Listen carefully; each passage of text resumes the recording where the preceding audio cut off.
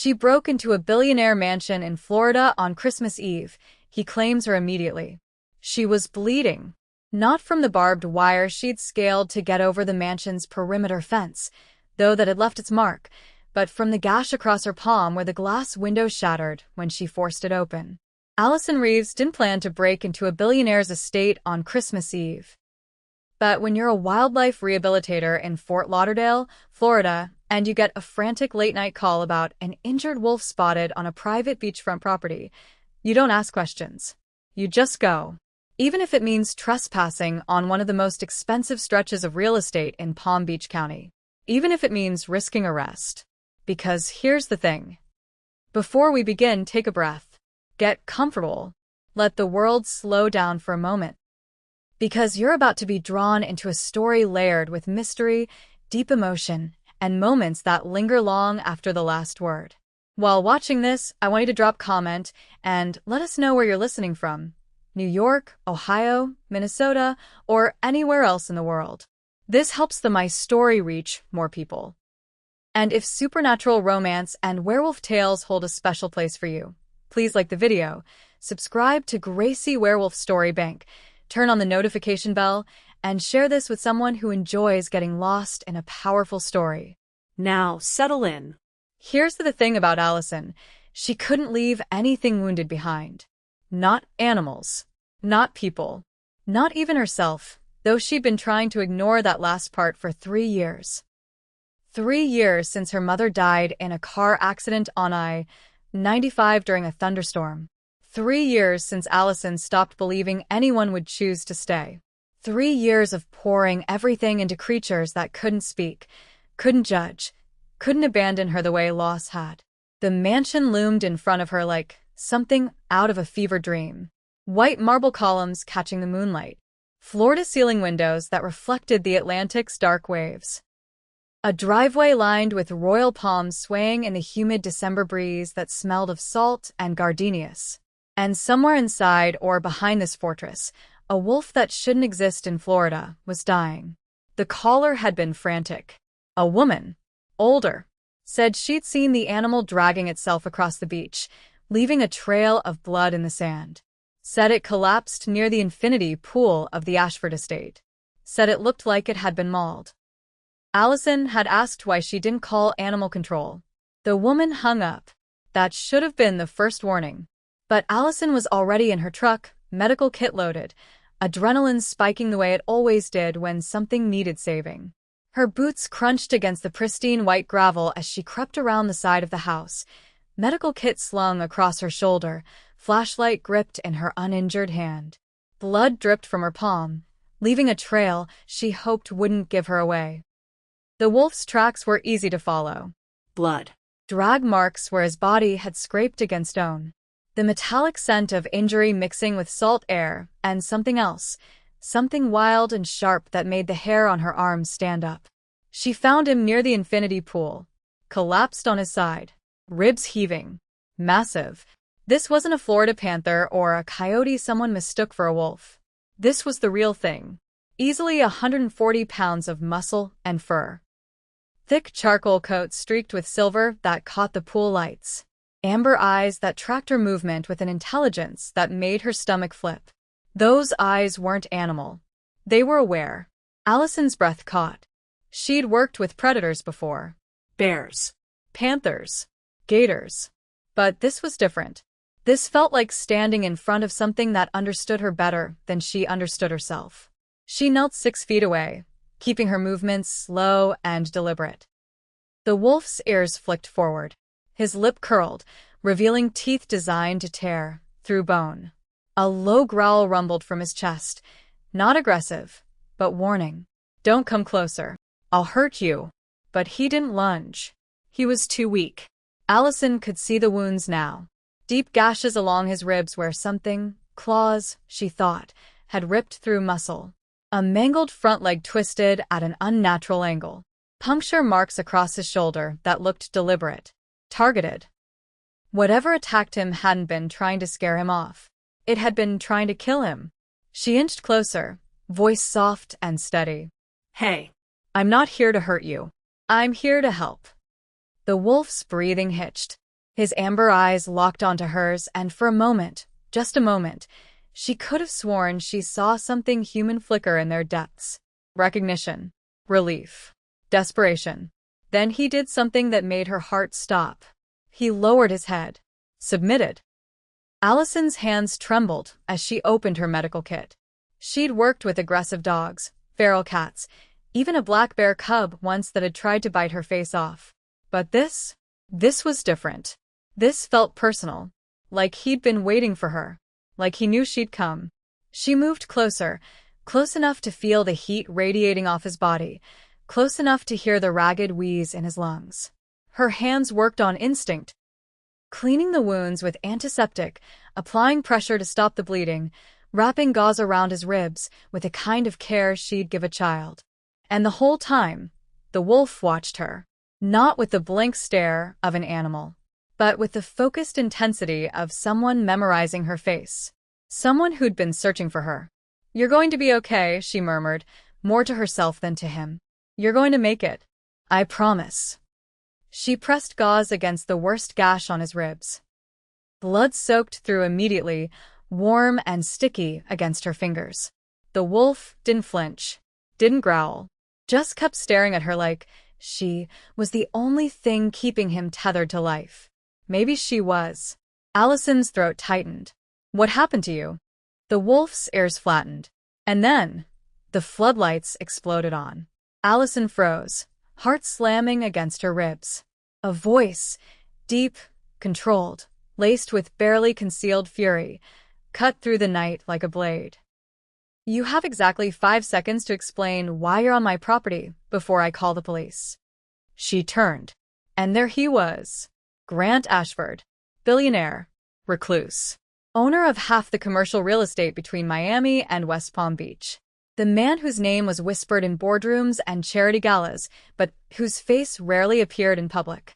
6'3", dark hair still damp from a shower, curling slightly at the edges. Gray eyes that looked like a storm rolling in off the ocean. Cold, sharp, calculating. Wearing nothing but black sweatpants slung low on his hips, and an expression that could freeze lava. He was barefoot, which somehow made him more dangerous. Like he'd been pulled from something private. Something he didn't want interrupted. Allison stood slowly, hands raised, blood still dripping from her palm. I got a call. About an injured wolf. I'm a wildlife rehabilitator. I didn't mean to. There are no wolves in Florida." His voice was flat. Absolute. The kind of voice that didn't expect to be questioned.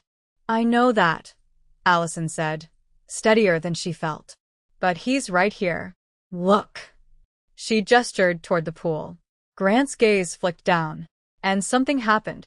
His entire body went rigid. Every muscle locked. His pupils dilated until the gray of his eyes was almost swallowed by black. His jaw clenched so hard, she heard his teeth grind. He stared at the wolf like he was staring at a ghost. Like he was seeing someone he thought he'd never see again. The air between them crackled with tension so thick Allison could taste it, metal and ozone and something primal she didn't have words for. Grant's voice dropped to barely above a whisper. "Get inside." "What?" Now. "I'm not leaving him. He's coming with us." The way he said it wasn't a suggestion. It was a command.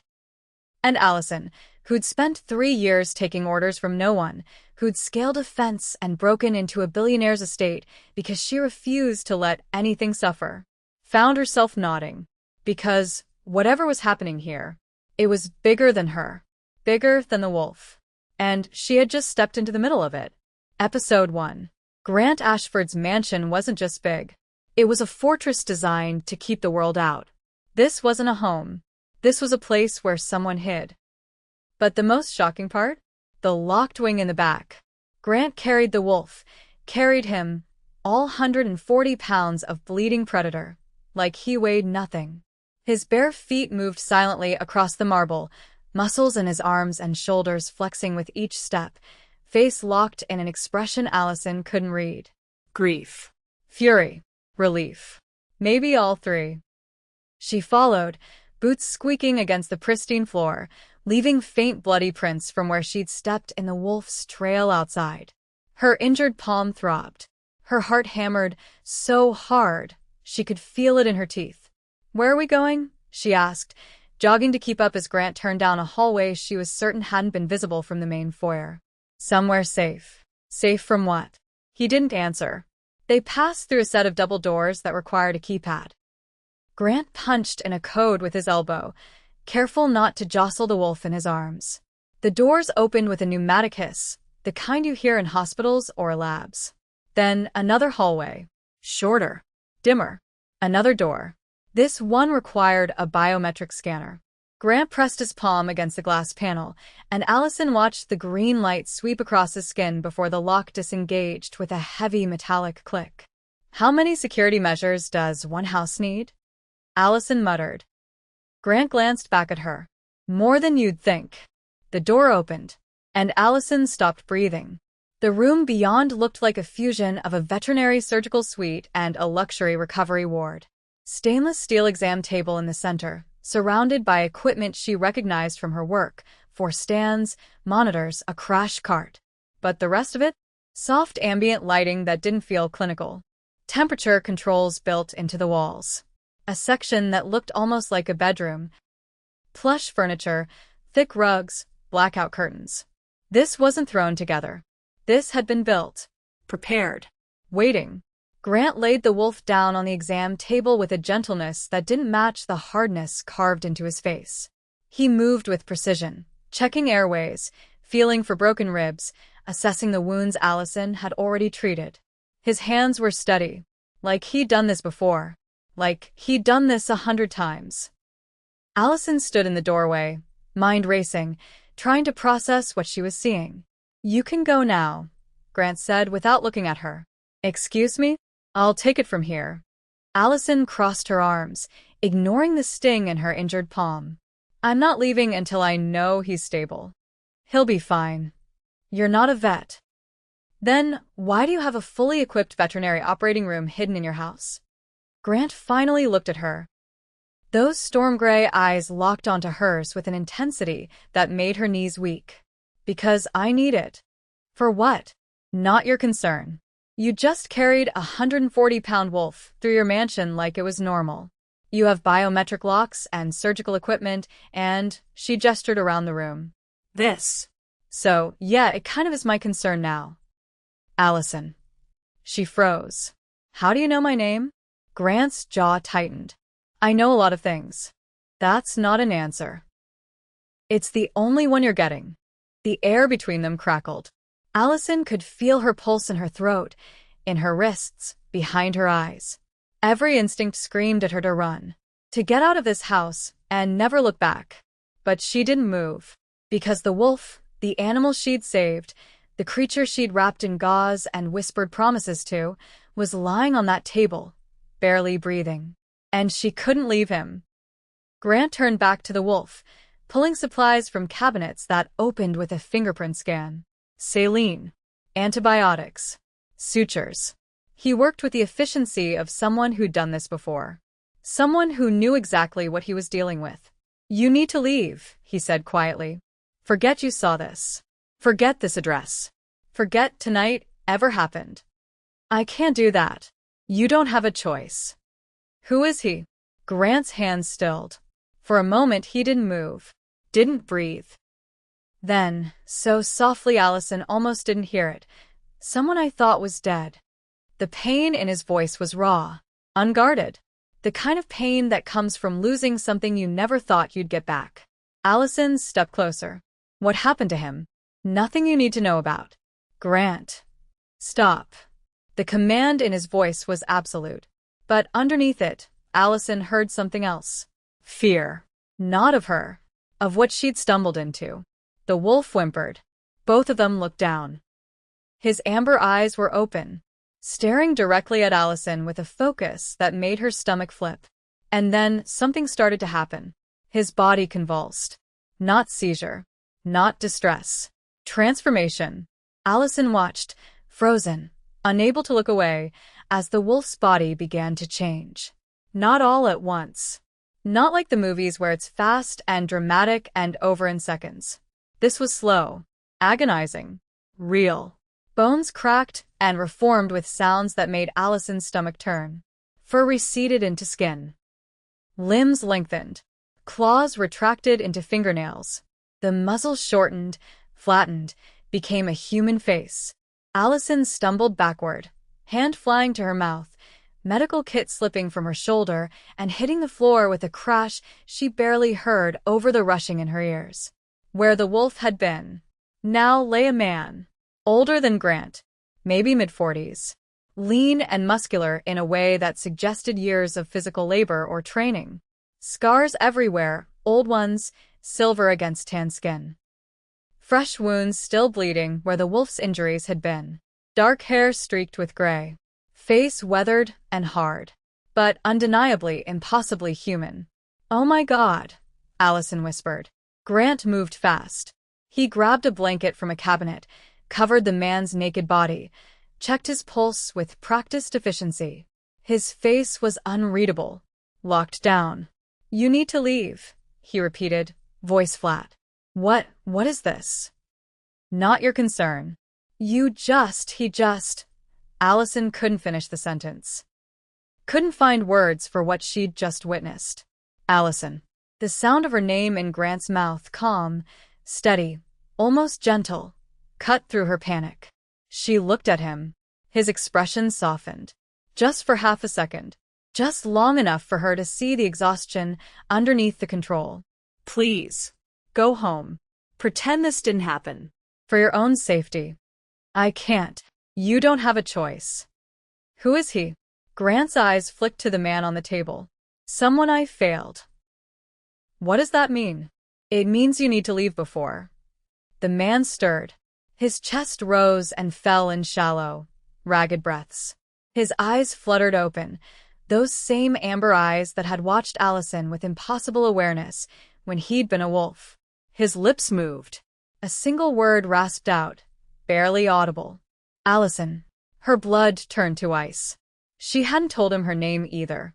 The man, the wolf, turned his head slightly, amber eyes locking onto her with a desperation that made her chest tighten.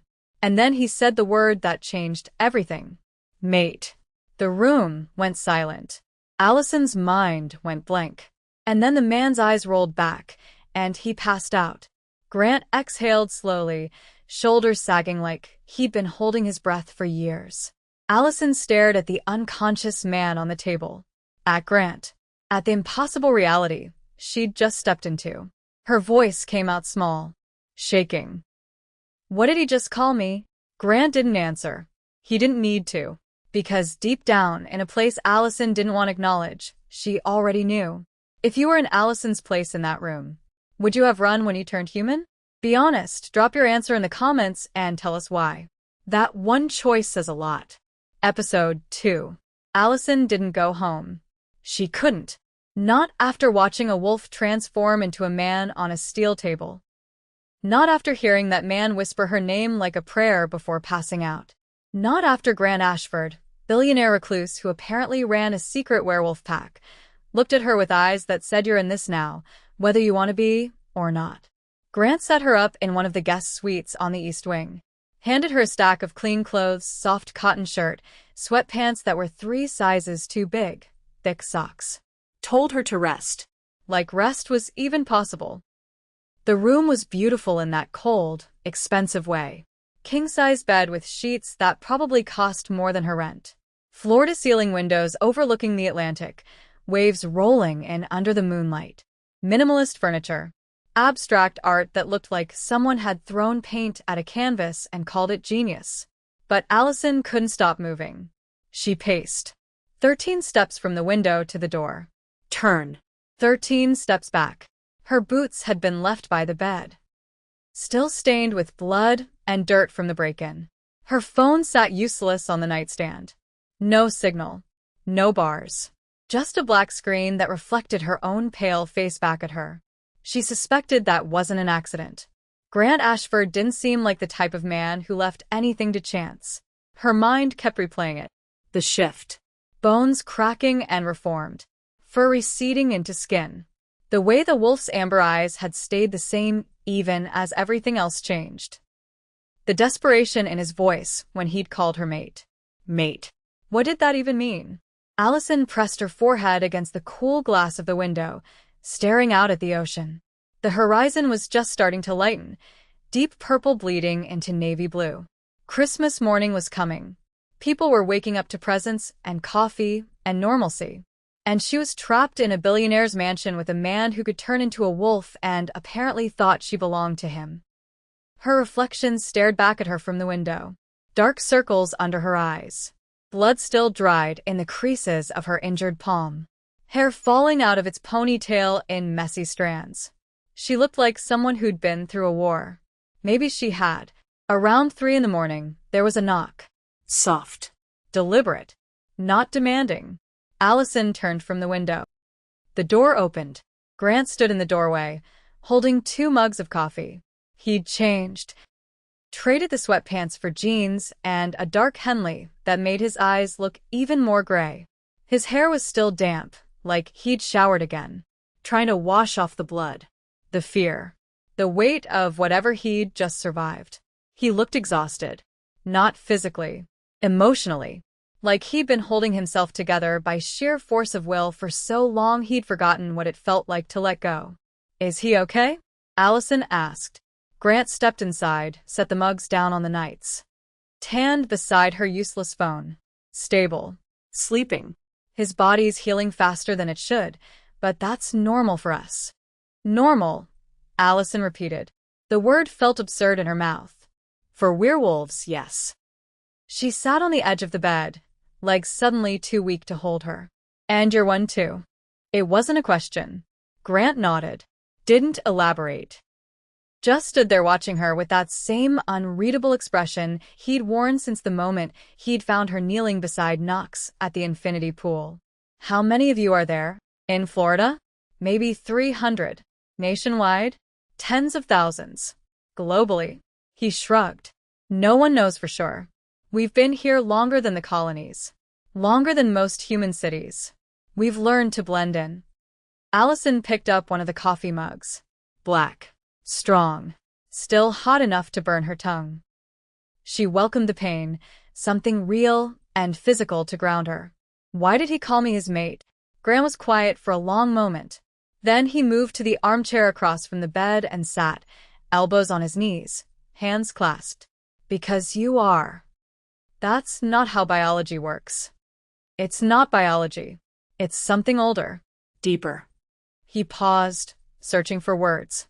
Call it magic. Call it fate. Call it genetic coding we don't understand yet. But when a wolf finds their mate, they know. It's not a choice. It's not a decision. It's recognition.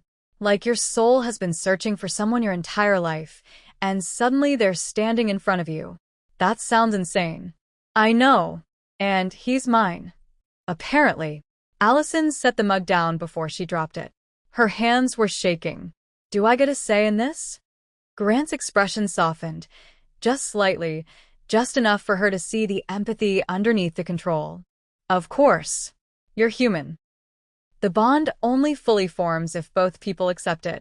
Knox can feel it, has probably felt it since the moment he caught your scent. But for you, it's a choice. What happens if I say no? Then nothing happens. The bond fades. Knox will feel it, but he won't force anything. He's not that kind of man. You keep saying he's a good person, but I don't know him. I don't know anything about him except that he's a werewolf who got falsely accused of something and almost died for it. Grant leaned back in the chair, scrubbed a hand over his face. When he spoke, his voice was raw. His name is Knox Brennan. He's 43. Been part of my pack since we were teenagers. Second in command. The person I trusted more than anyone in the world. What happened? 6 months ago, someone staged a coup. Planted evidence. Emails. Bank transfers. Communications with the Westbrook pack in Atlanta, our rivals. Made it look like Knox was selling pack secrets. Planning to betray us for money and territory. Was it true? No. The certainty in Grant's voice was absolute. I didn't believe it. Not for a second. But the evidence was convincing enough that the rest of the pack demanded justice. Old laws. Old traditions that say betrayal is punishable by death. Allison's stomach turned. So they tried to kill him. They tried to execute him, Grant corrected quietly. Public. Brutal. The kind of thing that's supposed to serve as a warning to everyone else. And you let it happen? Grant's jaw tightened. I couldn't stop it without starting a civil war. If I defended him, half the pack would have turned on me. We would have torn ourselves apart. So, I made a choice. He looked at her, and the pain in his eyes was unbearable. I chose the pack over my best friend. And he fought his way out. Barely. He was outnumbered. Outmatched. They left him for dead in the Everglades, dumped him in the swamp, and walked away. I searched for weeks. Found nothing. No body. No trail. I thought he died out there. No one survives the Everglades alone for 6 months. No one. But he did. Because he was following your scent. Allison's breath caught. What? Grant leaned forward again, eyes locked on hers. The mate bond works both ways. Even if you didn't know he existed, even if you'd never met him, part of him was connected to you. It's like a compass. A pull. He couldn't explain it, couldn't fight it. But it kept him alive. Gave him a reason to keep moving north. To survive when he should have died 100 times over. Tears burned behind Allison's eyes. I don't even know him. You will. What if I don't want this? Grant's voice was gentle. Steady. Then you walk away. And Knox will respect that. He's not going to force you into anything. But, Allison. He met her eyes. You saved his life tonight. Not because someone ordered you to. Not because there was something in it for you. You risked arrest, broke into a billionaire's estate, climbed a fence, shattered a window. All because you got a phone call about a wounded animal and you couldn't leave him suffering. That's my job. No. That's who you are. You don't abandon the wounded. Not animals. Not people. Not even yourself, though you've been trying. Allison flinched. Grant's expression was understanding, not pitying, just aware. Knox is wounded. Not just physically. He's been betrayed. Hunted. Left for dead by the people who were supposed to be his family. And he found you. Against all odds, he found the one person who couldn't walk away from him. That's not fair. I know. You're guilt-tripping me into staying. I'm telling you the truth. What you do with it is up to you. Allison wrapped her arms around herself. The room suddenly felt too cold. Too big. What if I'm not strong enough for this? You broke into my house to save a dying wolf. You watched him shift into a man and didn't run. You're still here. Grant stood, picked up his coffee mug. You're stronger than you think. He walked to the door, paused with his hand on the handle. Get some rest. Tomorrow, later today, you can meet Knox. Talk to him. Decide for yourself. And if I decide to leave, then I'll drive you home myself. No questions asked. He left. The door clicked shut.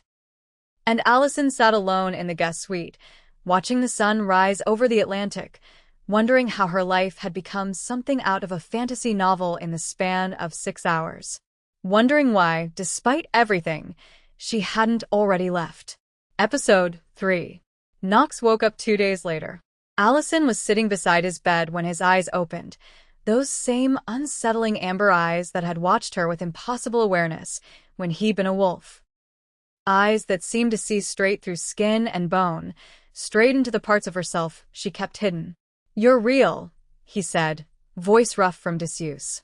The sound of it, raw and broken and relieved, hit her harder than she expected. So are you, she said softly.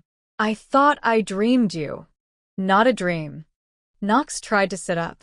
His muscles tensed, face contorting with pain. He was clearly trying to hide. Allison moved without thinking. Hand on his shoulder, gentle but firm pressure easing him back down against the pillows. Don't, she said. You're still healing. I've had worse. I believe you. They stared at each other.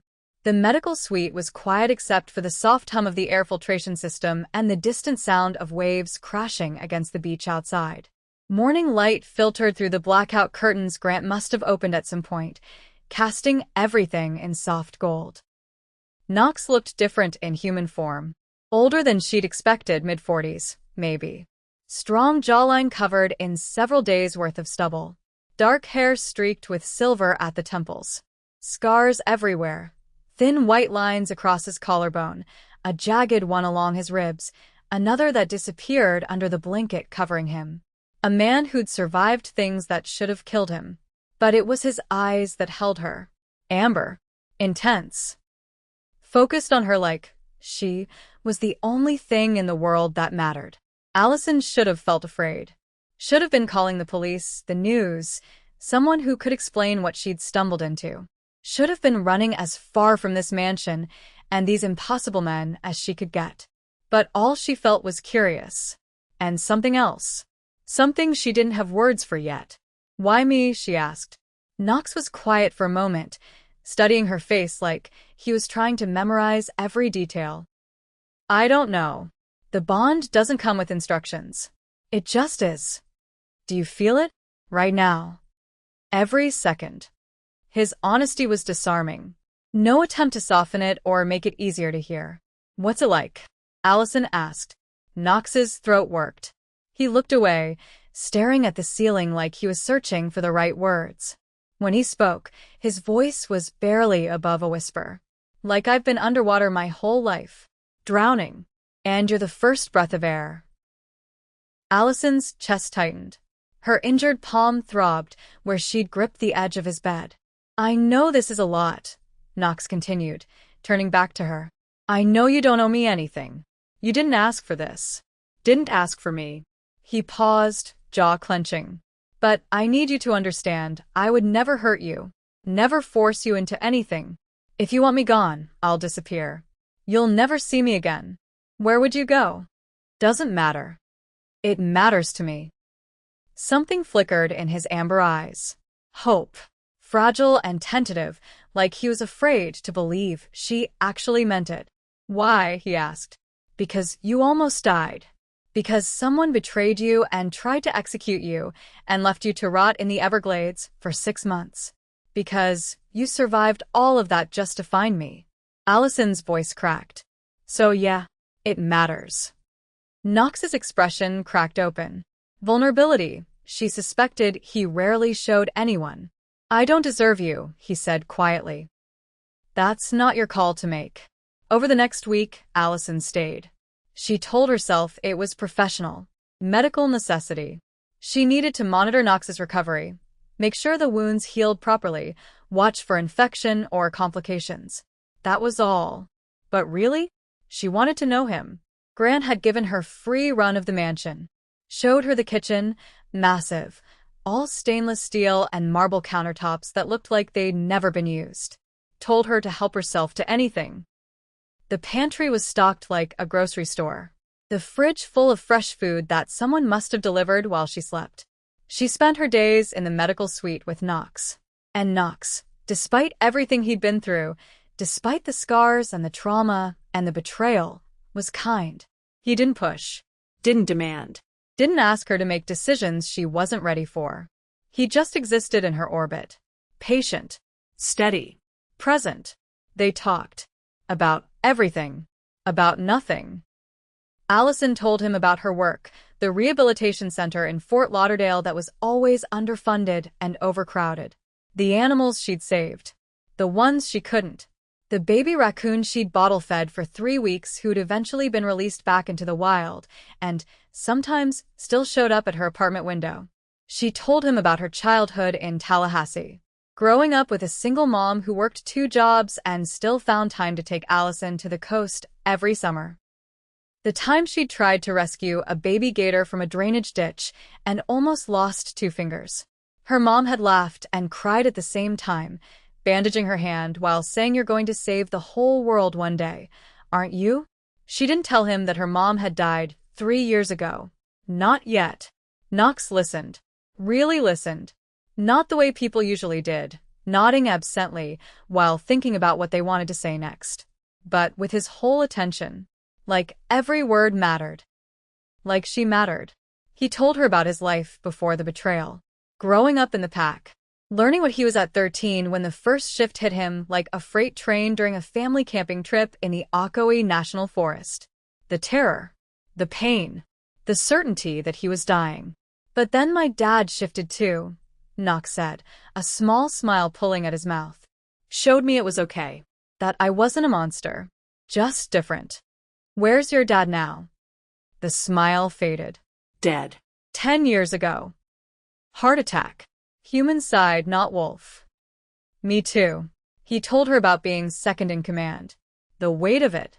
Making decisions that affected hundreds of lives. Mediating disputes. Enforcing laws he didn't always agree with but followed, because that's what kept the pack stable. Do you miss it? Allison asked one evening. They were sitting on the mansion's back terrace, the same terrace where she'd first found him bleeding out beside the infinity pool. The sun was setting over the Atlantic, painting the sky in oranges and purples and deep reds. The air smelled like salt and jasmine from the gardens Grant apparently paid someone to maintain. Knox was quiet for a long moment, staring out at the water. He'd healed fast, supernaturally fast. The wounds that should have taken months were already fading to pink scars. He moved easier now. Stronger. But there was still something fragile in the way he held himself. Like he was waiting for the next blow. The pack? No, he said finally. The idea of family? Yes. What's the difference? Family chooses you every day. Pack just as.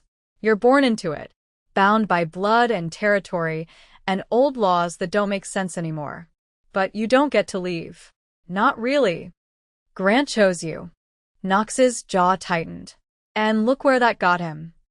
Allison turned to face him fully. The fading sunlight caught the silver in his hair, made his amber eyes glow. You're alive. That's where it got him. Knox looked at her like she'd just said something profound. Something he'd never considered before. You're good at this, he said softly. At what? Finding the light in broken things.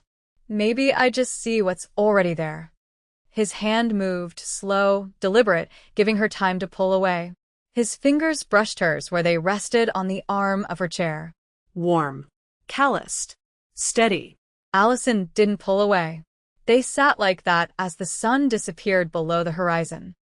As the sky turned from orange to purple to deep navy blue. As the first stars appeared overhead.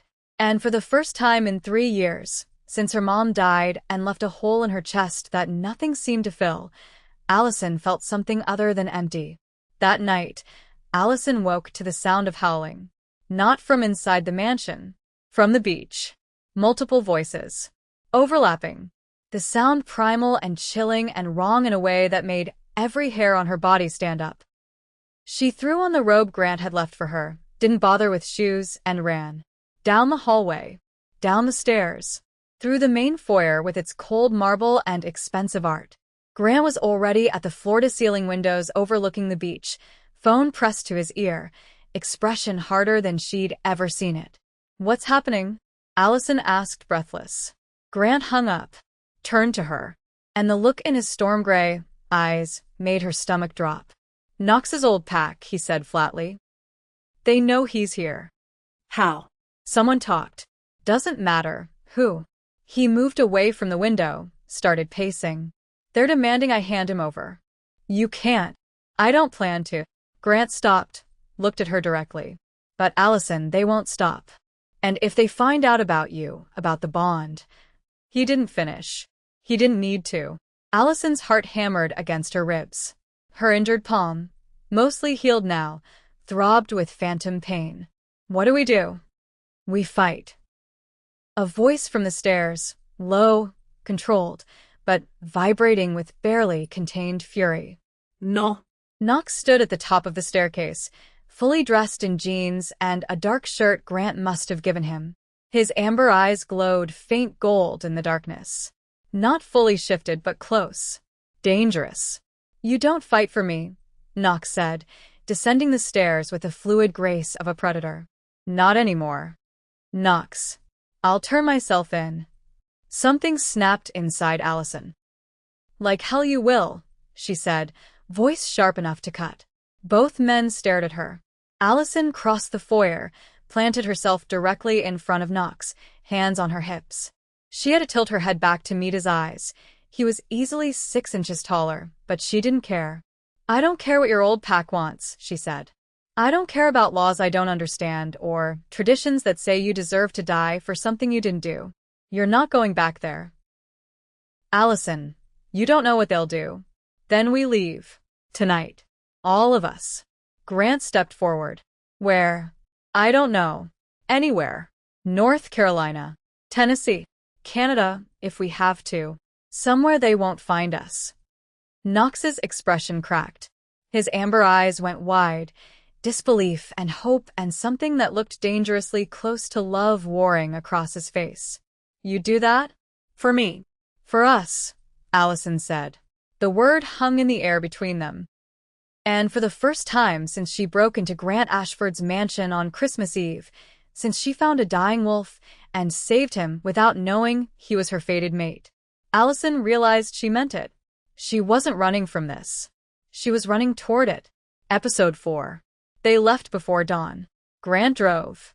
Allison sat in the back of the blacked-out Range Rover, watching Palm Beach disappear in the rearview mirror as the sky bled from black to bruised purple. "Where are we going?" she asked. "Asheville," Grant said. "I have a contact there. Someone who owes me a favor." "Another werewolf?" "Something like that." The highway stretched endlessly ahead, empty except for the occasional semi-truck hauling cargo through the darkness. Allison pressed her forehead against the cold window, her breath fogging the glass. Every set of headlights made her chest tighten. Every exit sign felt like a countdown. Knox kept glancing back at her. 4th time in 10 minutes. "I'm fine," she said. "You shouldn't be here." "Where should I be?" "Safe. I am safe. I'm with you." His jaw clenched. The muscle there jumped. "You don't know me." "I know enough." "Allison. Stop. Okay?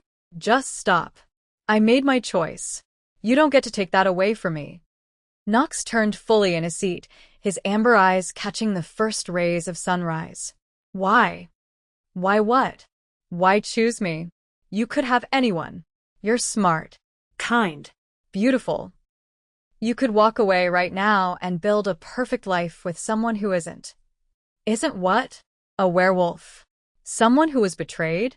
Someone who survived 6 months in the Everglades because he refused to give up." She leaned forward, close enough to see the scar that cut through his left eyebrow.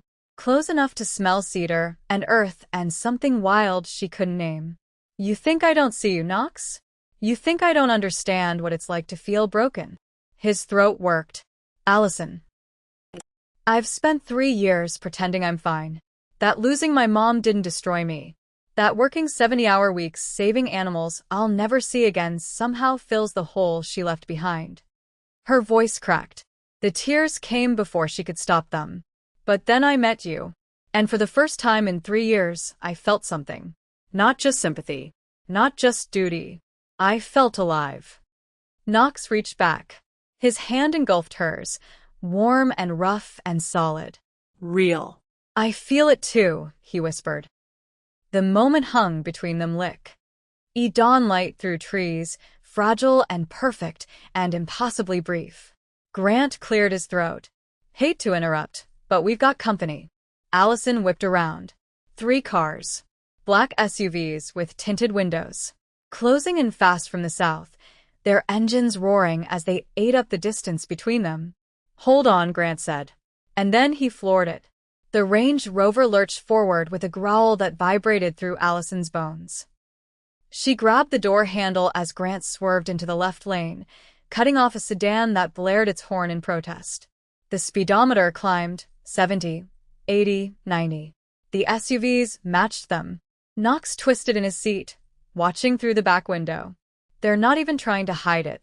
"Ronan doesn't need to," Grant said. His knuckles were white on the steering wheel. "He owns half the state troopers on this highway. Then we get off the highway." Where? "We're in the middle of nowhere." Knox's eyes flashed gold. "I know these roads. Take the next exit." Grant glanced at him. "You sure?" "Trust me." The exit came up fast, a single-lane ramp that curved into dense forest. Grant jerked the wheel hard. Tires screamed. Allison slammed against the door as they careened onto the ramp, the Range Rover tilting dangerously before righting itself. Behind them, the SUVs followed. "There's a service road half a mile up," Knox said. His voice had changed, deeper, rougher. "Unmarked." Take it. "Then what?" "Then I buy us time." Allison's heart stopped. "What does that mean?" Knox looked at her. The gold in his eyes was spreading, consuming the amber. "It means you stay in the car, no matter what happens. Promise me." "Knox." "Promise me, Allison." She couldn't breathe, couldn't think past the fear clawing up her throat. "I promise." The service road appeared, barely visible, more suggestion than path. Grant took it without slowing. Branches scraped the sides of the Range Rover as they plunged into shadow, the forest closing around them like teeth. The SUVs crashed through behind them. "Stop the car," Knox said. "Are you insane?" "Stop." The car. Grant slammed the brakes. The Range Rover skidded to a halt in a cloud of dust and dead leaves. Knox threw open the door and stepped out into the fading light, his shoulders already broadening, his spine beginning to curve. Allison pressed her hands against the window. No. "No, please." The SUVs screamed to a stop 30 feet away. Doors flew open. Men poured out, 6, 7, 8 of them. Armed. Trained. Dangerous. Knox stood between them and the Range Rover. Alone. The first gunshot shattered the silence. If you were Allison, would you have stayed in the car or tried to help Knox? Comment below. Episode 5. They didn't make it to Asheville. Grant pulled off I-95 somewhere near Brunswick, Georgia. Deep into rural territory where the trees grew thick enough to choke out the sky and the roads turned to gravel that crunched under the tires like bones. "We can't outrun them," he said, cutting the engine. The sudden silence was deafening. "We make our stand here."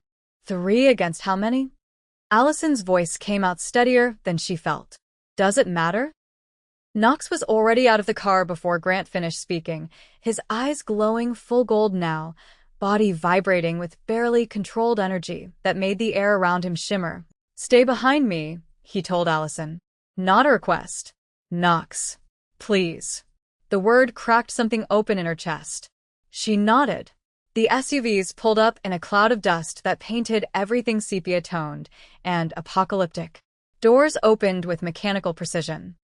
7 wolves stepped out into the dying light. All male. All bigger than Knox. All moving with the kind of coordination that came from years of hunting together. The leader was a man Allison vaguely recognized from Knox's descriptions. Ronan Calder. New Pack Alpha. The one who orchestrated Knox's downfall.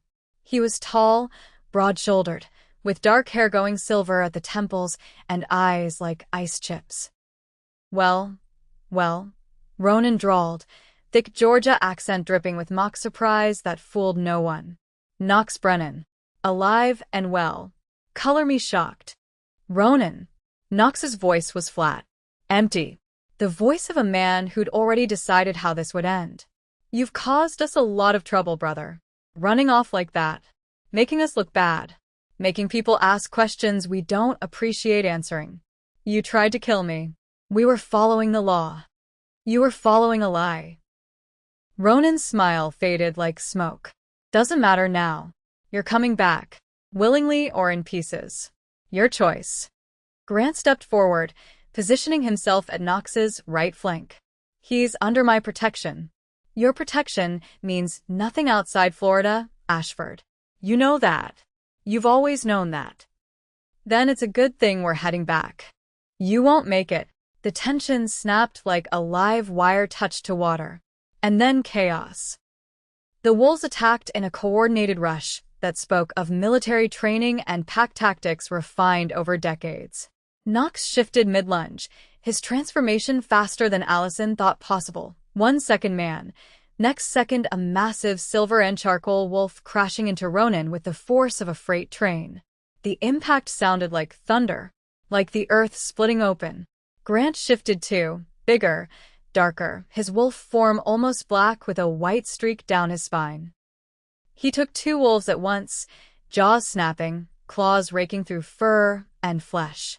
Allison pressed herself against the Range Rover, heart hammering so hard she could taste copper, watching 2 against 7 in a clearing that had become an abattoir. Blood on the pine needles. Snarls that weren't quite animal, weren't quite human. The wet sound of teeth meeting flesh. It should have been a massacre. But Knox and Grant fought like they'd been doing this their entire lives. Like they'd been born for exactly this moment. Coordinated. Brutal. Efficient. They moved together without speaking, anticipating each other's strikes, covering each other's blind spots. Knox was magnificent. Terrifying. He fought with the desperation of a man who had nothing left to lose except the one thing that mattered.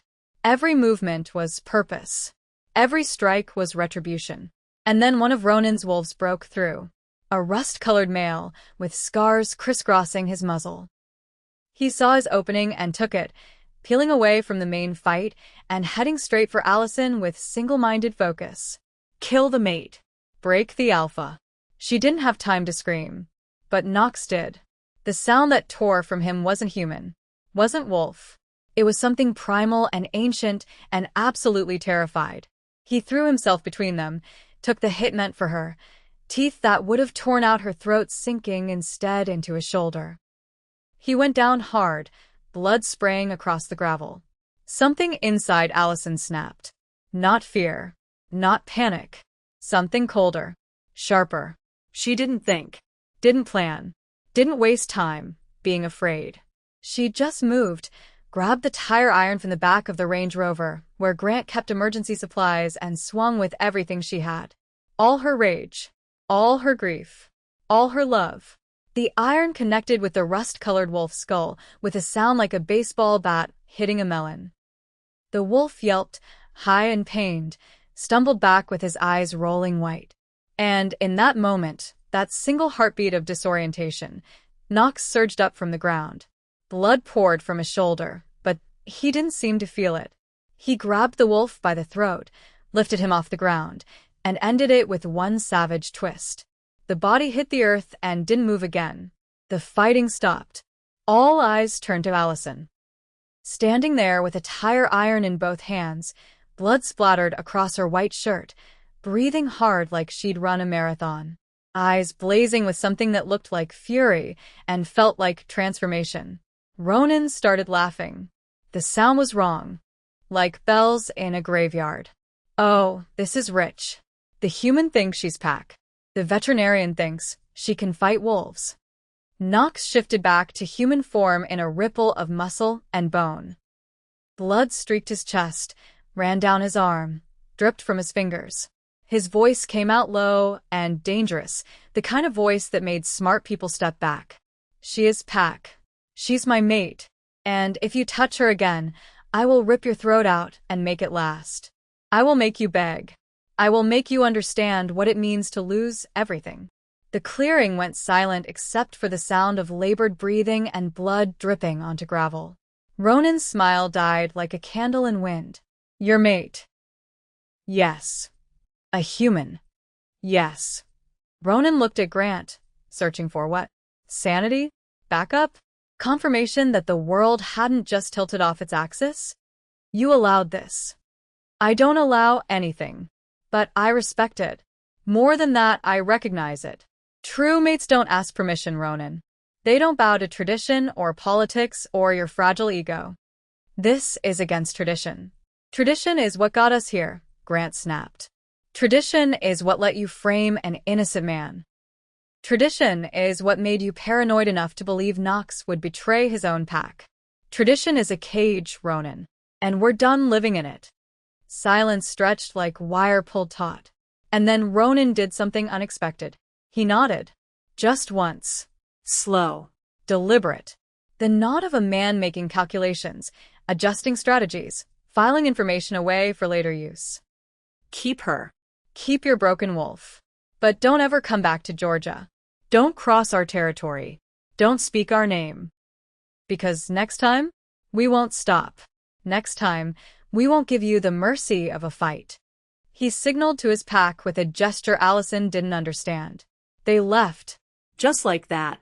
walked back to their SUVs, loaded their dead, and drove away into the gathering dark like none of it had happened. Like they hadn't just tried to kill 3 people in a clearing that would smell like blood and death for weeks. Allison's legs gave out. Knox caught her before she hit the ground, his arms wrapping around her like he could hold her together through sheer will. His skin was hot against hers. Feverish. The wolf still close to the surface. "I've got you," he whispered into her hair. "I've got you. You're safe. You're safe." She looked up at him. At this man who'd been hunted, betrayed, almost killed. This man who'd chosen her over safety, over pack, over everything his world had taught him to value. And she kissed him. Hard. Desperate. Tasting blood and salt and something that might have been tears. His or hers, she didn't know. Didn't care. She kissed him like the world was ending, and he was the only solid thing left in it. Like she could pour everything she felt into this one moment and make him understand. He kissed her back with the same desperation, the same need. His hands tangled in her hair, gentle despite the violence still humming under his skin. When they finally broke apart, both breathing hard, Grant was leaning against the Range Rover with his arms crossed and something that might have been a smile on his face. "We should go," he said quietly, "before they change their minds." Knox nodded, but didn't let go of Allison. Didn't step back. "Can you drive? Can you stop bleeding?" "Eventually. Then we're even." They climbed back into the Range Rover. Allison in the back with Knox this time, her hands already working to assess his injuries. The shoulder wound was deep but clean. It would heal. Everything would heal. As Grant started the engine and pulled back onto the road, Allison rested her head against Knox's good shoulder. "I meant what I said," Knox murmured. "Your pack now. My mate. That means something to wolves. It's binding. Sacred. You understand. I understand. You can't take it back." She smiled against his skin. "I don't want to." Episode 6. They didn't go to Asheville. They went back to Palm Beach. To Grant's mansion. To the only place that felt remotely like safety in a world that had just tried to kill them twice in 24 hours.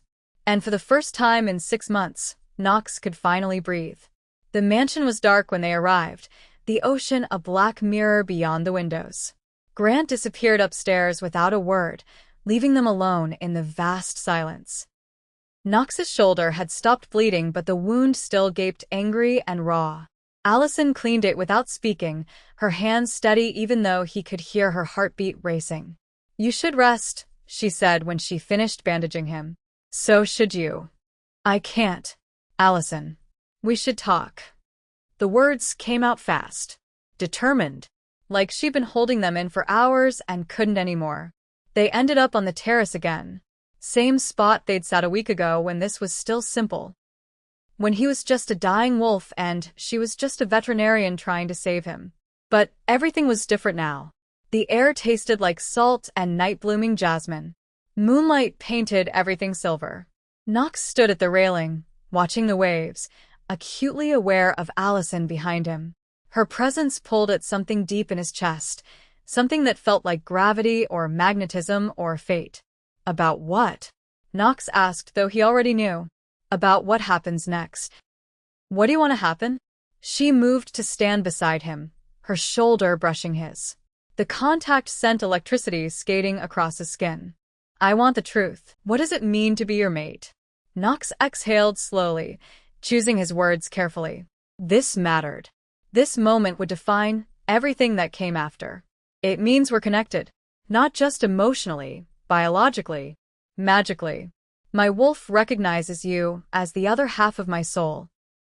The piece that was always missing. Does it fade? If I say no?"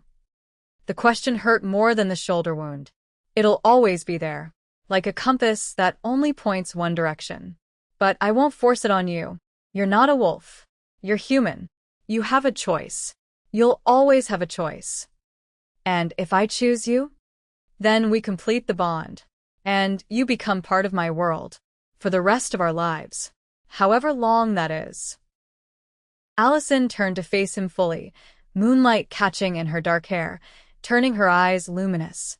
What does that look like? Honestly, I don't know. The admission felt like weakness, but he owed her honesty. I've never had a mate before. Most wolves don't. Finding your true mate is rare.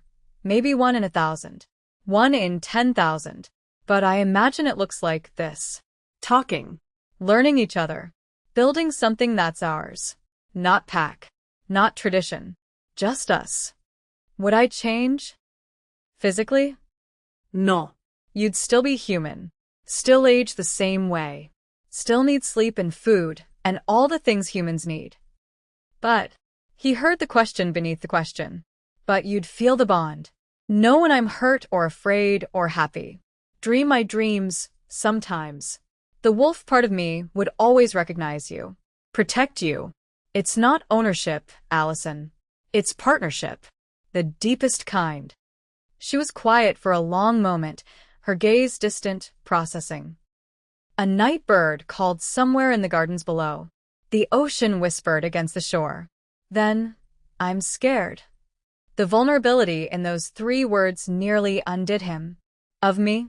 Of losing myself. Her voice cracked. I've worked so hard to build a life. To be someone my mother would be proud of. To matter. What if becoming your mate erases all of that? What if I wake up one day and I'm just an extension of you? Knox took her hand, threading their fingers together. Her palm was warm, callous from work, real. I don't want you to lose yourself. I want you to be you. The woman who breaks into billionaire estates to save dying wolves. The woman who faces down a pack with a tire iron because someone she barely knows is in danger. The woman who sees broken things and refuses to look away even when looking hurts. What if I'm not strong enough? The words came out barely above a whisper. You're the strongest person I've ever met. She laughed. Soft. Disbelieving. The sound caught in her throat like a sob. But when she looked at him, really looked at him, something shifted. He watched it happen. Watched fear transform into something else. Something braver. I watched my mom disappear, Allison said quietly. You don't understand. After she died, I threw myself into work because it was the only thing that made sense. Animals don't lie. They don't pretend. They either live or they die, and there's a strange comfort in that clarity. But it's been 3 years, and I'm still just going through motions. Still trying to fill a hole that can't be filled. And you think this, us, will make it worse? I think it terrifies me. She stepped closer, her free hand coming up to rest against his chest, feeling his heartbeat. Because for the first time since she died, I want something. Not just to survive. Not just to be useful. I want this. You. And wanting feels dangerous. It is dangerous, Knox said honestly. Being with me puts you at risk. You saw that today. Ronan won't be the last. There will always be someone who sees our bond as weakness or heresy or something to exploit. Then why are you asking me to choose this? Because I'm selfish. The admission tasted like ash. Because 6 months alone in the Everglades, fighting to survive every single day, taught me that life is too short and too brutal to pretend we don't need each other. And I need you, Allison. Not because you're convenient or safe or pack-approved. Because you're you. And my wolf knew it before my brain caught up. Allison's eyes glistened with unshed tears. This is insane. Completely. We've known each other a week. I know. I should walk away. Go back to my normal life. Forget any of this happened. You should. But I won't. The words came out fierce. Final. Because you're right. Life is too short. And I'm tired of being careful. Tired of protecting myself from feeling things because feeling things hurts. I'd rather hurt with you than be numb alone. Knox felt something crack open in his chest. Something that had been locked tight since the moment his pack betrayed him. Okay, he managed. Okay. Let's do this. Whatever this is. Together. No promises except that we'll figure it out as we go. One day at a time. She smiled then. A real smile that reached her eyes and transformed her face. Together. Knox pulled her close, rested his forehead against hers, breathing in her scent. Vanilla and antiseptic and something uniquely her. His wolf settled for the first time in months, content, complete. Together, he echoed. And when he kissed her this time, slow and deep and achingly tender, it felt like coming home after a war. Like finding water after weeks in the desert. Like every broken piece of him clicking into place with every broken piece of her to create something whole. The bond snapped into place between them. Not violent. Not overwhelming. Just right. Like it had always been there, waiting for them to stop fighting it. Allison gasped against his mouth, her hands fisting in his shirt. You feel that? Knox whispered. Yeah. Her voice was breathless. Odd. Is it always like this?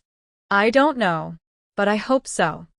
They stood there for a long time, wrapped in each other, the ocean singing below them and the stars wheeling overhead. Two broken people choosing each other despite every logical reason not to. And for the first time in 6 months, Knox Brennan felt something other than survival instinct. He felt hope. Episode 7. Christmas came 3 days later. Allison spent it at Grant's mansion, because her apartment in Fort Lauderdale suddenly felt too small, too empty, too much like the ghost of a life she no longer wanted. She'd gone back once to pack a bag, standing in the middle of her living room with its secondhand furniture and walls covered in wildlife posters, and felt like a stranger visiting someone else's museum. Knox gave her a gift on Christmas morning. They were alone in the library, Grant having made himself scarce with the kind of deliberate tact that suggested he understood what this moment meant. Outside, rain fell in sheets, turning the windows into watercolor paintings. Inside, a fire crackled in the stone fireplace. I didn't know what to get you, Knox said, almost shy. The vulnerability in his voice made him sound younger. More human. You've already given me everything. The box was small, wrapped in plain brown paper with no bow. Nothing fancy. Nothing that screamed wealth or excess. Just simple and honest, like him. Allison's hands trembled as she opened it. Inside was a necklace. Simple silver chain with a small wolf pendant. Not decorative, not stylized, but realistic. The wolf was mid-run, caught in a moment of pure freedom, its head thrown back like it was howling at the moon. It's not much, Knox said, watching her face. It's perfect. She meant it. The pendant was warm in her palm, heavy with intention. She turned it over and found an inscription on the back in tiny letters. Together. Help me put it on? Knox's fingers brushed the nape of her neck as he fastened the clasp. His touch sent shivers down her spine. Not fear, not uncertainty, but anticipation. The good kind.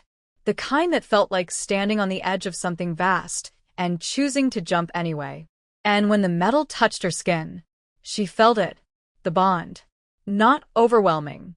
Not consuming. Not the violent rush she'd half expected based on romance novels and werewolf movies. Just there, settling into place like the final piece of a puzzle she hadn't realized she'd been solving her entire life. A warmth spread through her chest, radiating outward. She could feel Knox's heartbeat, not hear it, feel it, beating in time with her own. Could sense his presence like a compass needle finding north. Even if she closed her eyes, she'd know exactly where he stood. What direction? What distance? Is this? She started, breathless. Knox nodded, his amber eyes glowing faintly in the firelight. The bond. It's complete now. Official. Permanent. I can feel you. The words came out odd. She pressed her hand to her chest, feeling both heartbeats. Right here. Like you're part of me. I can feel you too. He stepped closer, his hand covering hers. Your heartbeat. Your emotions. Right now you're happy. Excited. A little scared. A little overwhelmed. That obvious? To me, yes. Always. That's what the bond means. No secrets. No hiding. Just truth. She looked up at him. This man who'd been broken and remade, who'd survived the unsurvivable, who'd chosen her over everything his world said mattered. I'm not scared of the truth. Good. Because I love you. The words hung in the air between them like a held breath. I know it's fast. I know it's insane. But I loved you the moment you broke into Grant's house with nothing but determination and a backpack full of medical supplies. I loved you when you stood between me and Ronan's pack. I love you now. And I'll love you tomorrow. And every day after that until there are no more days. Allison felt tears slip down her cheeks. Happy tears. Grateful tears. The kind of tears that came from finally finding the thing you didn't know you'd been searching for. I love you too, she whispered. So much it terrifies me. So much I don't know what to do with it all. We'll figure it out. Together. They stood there for a long moment, wrapped in each other and the warmth of the fire, and the knowledge that everything had changed irrevocably and neither of them would take it back, even if they could. Eventually, they made their way to the terrace. Their terrace now, the place where this had started. The rain had stopped. The sun was rising over the Atlantic, painting the sky in shades of gold and rose and violet. The beginning of a new day. A new life. Grant appeared with coffee, 3 mugs balanced expertly in his hands. Merry Christmas, he said, handing them each a cup. Merry Christmas, Allison replied, breathing in steam and caffeine and the salt sharp air. So what now? Grant asked, leaning against the railing. You two staying in Florida? Playing house in my mansion until you're sick of each other? Knox looked at Allison, the question clear in his eyes. What do you want? She smiled, feeling the pendant warm against her skin, feeling Knox's heartbeat steady and sure in her chest. For now, she said. But who knows? Maybe we'll travel. See the country. Find other packs who need help. Help how? Grant's eyebrow arched. Knox was betrayed because of lies and politics and traditions that value power over truth. I'm betting he's not the only one. There have to be other wolves out there, falsely accused, exiled, dying alone because their pack turned on them. Grant stared at her for a long moment. Then he started laughing. You want to start a rogue wolf rehabilitation service? Why not? I'm already pretty good at rescuing wounded things. Knox laughed, a real, full, unguarded sound that transformed his face. Made him look younger. Lighter. Free. She has a point. You're both insane, Grant said, but he was smiling. Absolutely insane. I love it. Allison leaned into Knox, his arm wrapping around her shoulders automatically. Perfectly. Like they'd been doing this for years instead of days. The morning sun warmed her face. The ocean whispered its eternal song below. Coffee steamed in her hands. And she realized something. She'd broken into a billionaire's mansion on Christmas Eve expecting to save a wolf, following a lead from an underground network, armed with nothing but veterinary training and stubborn determination. Instead, she'd found her mate. Her future. Her home. Not in a place. Not in Grant's mansion or her Fort Lauderdale apartment or anywhere physical. But in a person. In Knox Brennan, the broken wolf who'd survived 6 months in the Everglades through sheer willpower. Who'd been betrayed by everyone he trusted and still chose to trust again. Who looked at her like she was the answer to a question he'd been asking his entire life. What are you thinking? Knox murmured against her hair. That I'm exactly where I'm supposed to be. Yeah. She turned her face up to his, catching his mouth in a kiss that tasted like coffee and promise and new beginnings. The bond hummed between them, content, complete. Grant cleared his throat. I'm going inside. You two are disgustingly cute, and it's too early for this level of romance. But he was smiling as he left. Knox and Allison stayed on the terrace, watching the world wake up, planning futures that included road trips and rogue wolves and building something together from scratch. Something that didn't fit into neat pack hierarchies or human relationship timelines. Something entirely their own. You know what the best part is? Allison said eventually. What's that? This is just the beginning. She touched the wolf pendant at her throat. Everything we've been through, the mansion, the chase, the fight, the bond, that was just the prologue. The real story starts now. Knox pulled her closer, his chin resting on top of her head. Then let's make it a good one. The best one. They stood there as the sun climbed higher, painting everything gold. Two people who'd found each other against impossible odds. Two people choosing each other every day. Two people who understood that love wasn't about perfection or easy answers. It was about showing up, about staying, about looking at someone's broken pieces and saying yes, this, exactly this. And somewhere in the mansion behind them, Grant Ashford smiled to himself and made a mental note to invest in a really good security system. Because something told him Knox and Allison's Wolf Rehabilitation Service was going to attract a lot of attention. The good kind and the dangerous kind. But that was a story for another day. If you've made it this far, thank you. Truly. Stories like this? They only work because of you. Because you listen. Because you care. So before you go, do me one last favor. Comment below. Tell me what you felt. Tell me what surprised you. Tell me what you want to hear next from Gracie, Werewolf Story Bank. And if you enjoyed the story, hit that like button. Subscribe. Turn on notifications. Because we're just getting started. More wolves. More romance. More stories that'll make you forget the world for a while. From all of us at Gracie Werewolf Story Bank, wishing you a very Merry Christmas and a Happy New Year in advance. May this season be filled with love, joy, and a little wild magic. Until next time, stay wild.